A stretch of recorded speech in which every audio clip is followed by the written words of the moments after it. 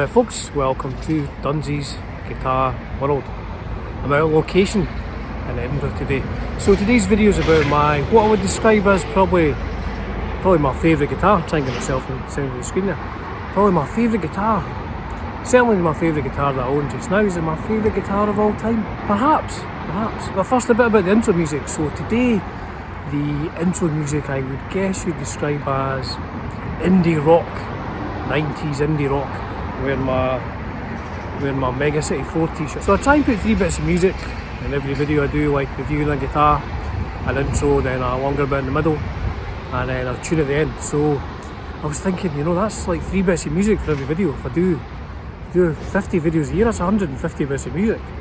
So for this particular video I went back to the early 90s, to this CD, this bootleg CD, the Joyriders Live.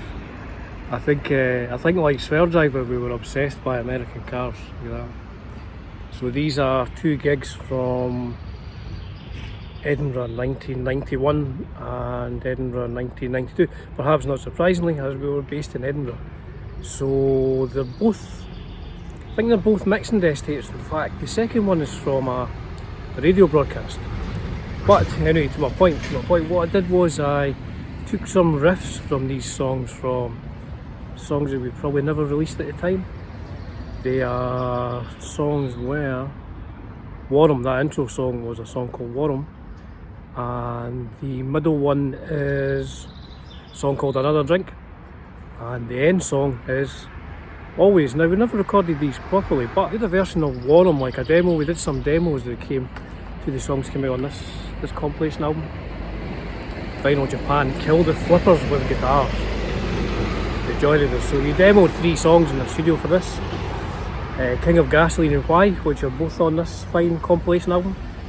And we demoed Warm, which we didn't release at the time. I think we did a BBC session version of it as well. But yes, anyway, so I redid that. That's what the intro was. The intro was Warm. Up-tempo indie guitar rock. I love it, man, you know. I mean, to be honest, I'm a big rock fan. You see what I did there? But I love indie rock. I love that up-tempo, you know, Bob Mould type, big open chords. It's great. Now, to go off on a tangent, now if you watched any of my videos, you know I like to go off on a tangent. This was, like I said, this was on Vinyl Japan. And we were in, put this back in my bag. I'm out in public, there's people watching me going, what's he doing? He's talking to himself on his phone, showing his CDs. So yes, we were in London doing a gig. Joyriders in London doing a gig or 2. And we thought we'll pop along to Vinyl Japan's UK headquarters, because it has the address on the CD. And it was in Camden, so we turned up to the address in Camden. And I think it was just, it was like a record shop. It just like sold vinyl and CDs and stuff like that. And we thought, oh, that's strange. So we said to the guy behind the counter, is this Vinyl Japan's headquarters? And he said, yeah, the guy's downstairs. And we were thinking, the guy's down, what? I mean, what? You know, it's not David Geffen Corporation. So we went downstairs, and this chap was running Vinyl Japan UK out of a cupboard underneath a record shop, and the door was locked. We said to the chap in the record shop upstairs, it's locked, and he went, oh yeah, I think he's on his lunch. So the whole of Vinyl Japan for the UK were on their lunch the day that we popped into their shop. Anyway, on with the video. So this guitar that I'm using today is a 1965 Gibson Melody Maker. I love it. See you in a bit. So here it is.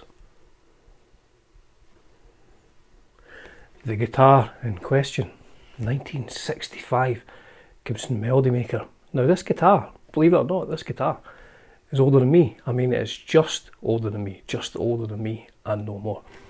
But what a beautiful instrument. It is so resonant, I mean, even acoustically. It's as resonant as an old piano. It's so comfortable to play as well. Super, super light as well. I love this body shape. Only made for a year, but we'll get on to that. So, super resonant, super light, super easy to play. Maybe that's why people like Travers. Maybe that's why people like Travers played one of these. How cool does Pat look? He's in somebody's office who's drinking a cup of coffee and he's got his pedal board, but he's got his 65 Melody Maker on the front and on the back. Pat Travers, putting it straight. I'm a huge fan of Pat Travers. So yeah, Pat played a 65 Melody Maker.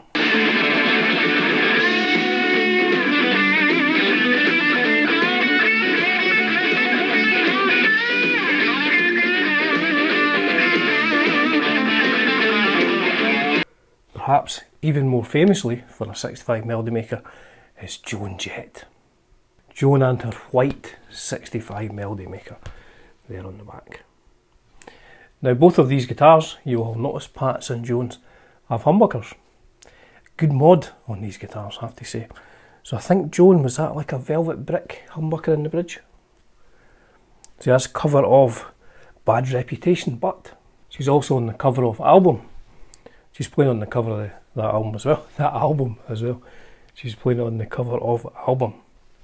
And on the import version of Bad Reputation, different picture, but same guitar. So let's have a look at the history of the early Gibson Melody Makers. The history of the Gibson Melody Maker. Gibson Melody Maker is an electric guitar, strangely enough, made by Gibson Guitar Corporation. It has had many body shape variations since its conception in 1959. So really today I'm just looking at the 50s and 60s ones. I mean, I'm really focused on the 1960, late 64, 65 variant of the Gibson Melody Maker. So from 1959 till 1961, the Melody Maker had a single cutaway slab body similar to the early Les Paul Junior model but thinner. In 1961, the body style changed to a symmetrical double cutaway resembling a Gretsch 6122 or a Danelectro Shorthorn. The single cutaway model was discontinued. So that's 59 till 61 single cutaway. The body style was changed in 1966 to a style similar to the SG with pointed horns, a large white scratch plate and white pickup covers instead of black. Note, Melody Maker D refers to a double pickup model of any vintage, but is often mistakenly used for the double cutaway model. Careful. So let's look at some old Melody Makers from 59 into the 60s. These are 59, 1960, 1961 when it goes to the double cutaway, maybe later 61, I don't know, 59, 60 were single cutaways, 62, 63, I've got a 63, this 1963 one here, still got the strap on, Matron, please. I was using a band practice earlier, so this is highly customised. It's DiMarzio Super Distortion copy in the brush. I think it looks great. I mean, I'll do a full video on this guitar as well, but I think it looks great with that white pickup. And I've tried to, I mean, it was stripped when I got it to natural wood, but I've sort of put a bit of a red stain on it. It's not taken very well, I need to get it refinished, but it looks great with that. It looks great in the light. It looks great with that red stain. White pickups and the golden knobs as it were. So that's a 63 Melody Maker. Excuse me while I just break my studio. 1964. Now you notice all the Melody Makers apart from my 1963 one are all sunburst. My 63 one was sunburst till it was refinished at some point in the last 50 odd years. On to 64, my favourite shape of Melody Maker. So he's a single pickup 64, just a wraparound bridge. Two pickup 65 is, so that's a D for two pickup, double for double pickups, two pickups. So then it changes to like an SG shape. It's really like the SG gets the Melody Maker headstock, but also gets single coil pickups as well. Now I really like the look of the SG Melody Maker. I think the problem I would have is, and I'll go into this more when I show you the neck profile of my 65. I think later 65 Gibson moved to like a really skinny nut width.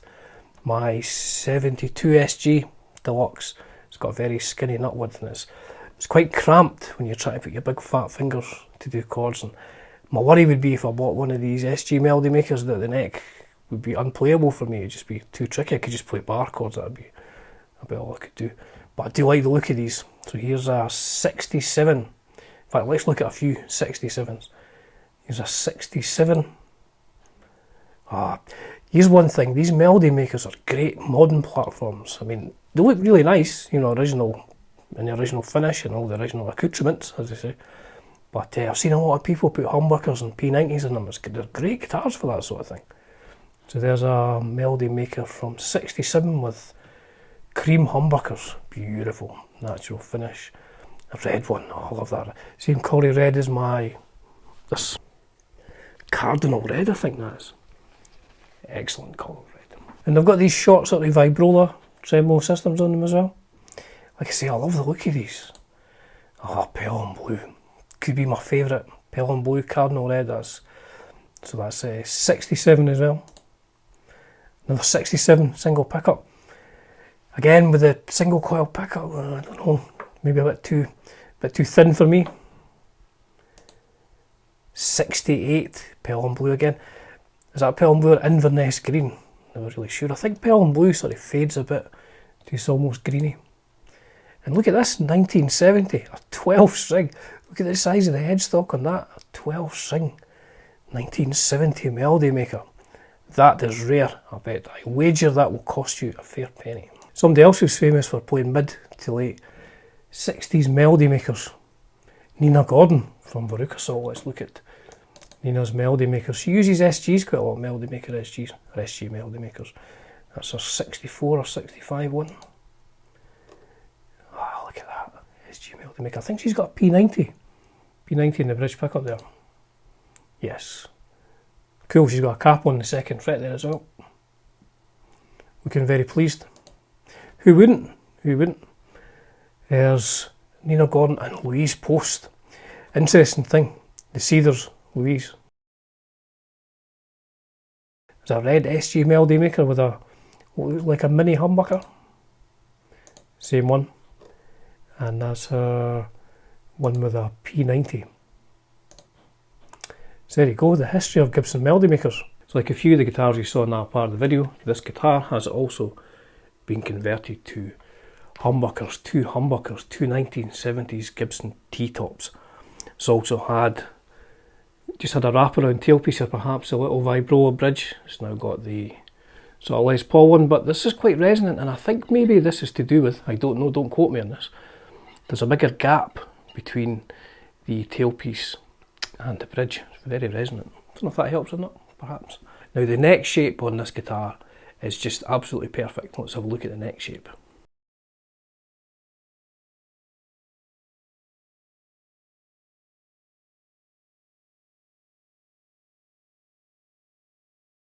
So it's like the perfect neck shape, you know, enough to get a hold of but not too big. It's not like my 57 Junior, which is just massive. I mean, it's great to play, but it's a handful. And this isn't too skinny like the later 60s Gibsons, like the SGs and Melody Makers, which really had quite a small nut width, but this is very comfortable to play.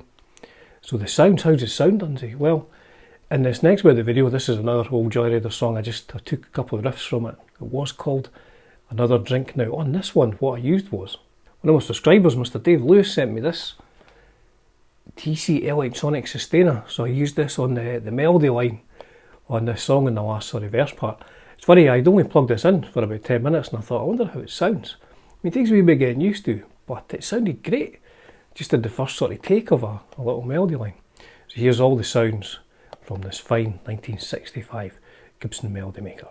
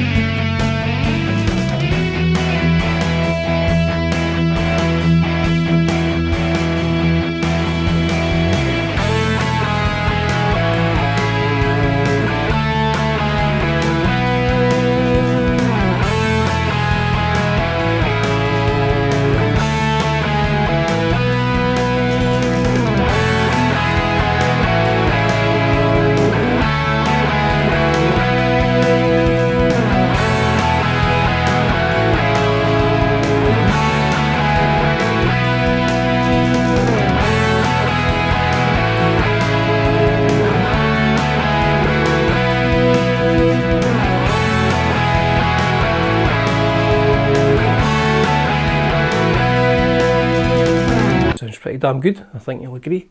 The sustainer sounded great as well, just on that melody line. So, to sum up, I love this guitar. As I've said a few times in this video, I think it's probably my favourite guitar. I mean, it's so easy to play, sounds so good and really light and resonant. Joan Jett still plays hers. I think Pat had his stolen. He got it back a few years later. He tends to use PRS guitars these days, but some of his finest sounds were crafted on a 65 Gibson Melody Maker. So if you see one of these, I would definitely try them. I got this about 7 years ago. I just bought it on eBay. I'd never played one before, but I always really liked the look of them. And I just took a chance, just fired off an offer on eBay, and I got this. Super pleased I did. It's a really, really nice guitar. Now this last song, again, is another old Joyrider song. Now to be perfectly honest, the only decent thing about this song was the bass line. So I've kind of built the whole song around the bass line. And I've added, I think I added 10 guitars. You know, there's 10 different guitar tracks in this. So between you and me, this took ages to edit. 10 different guitar tracks on a song which was called Always. A pretty poor song, but a great bass line played by my mate Craig back in 1992. I think we first did a demo version of this, and we did a BBC radio session, and I played all the guitars over the top of it. So, as ever folks, privilege and a pleasure bringing you content on Dunsy's, my cat's crying, Dunsy's Guitar World. Cheers for now.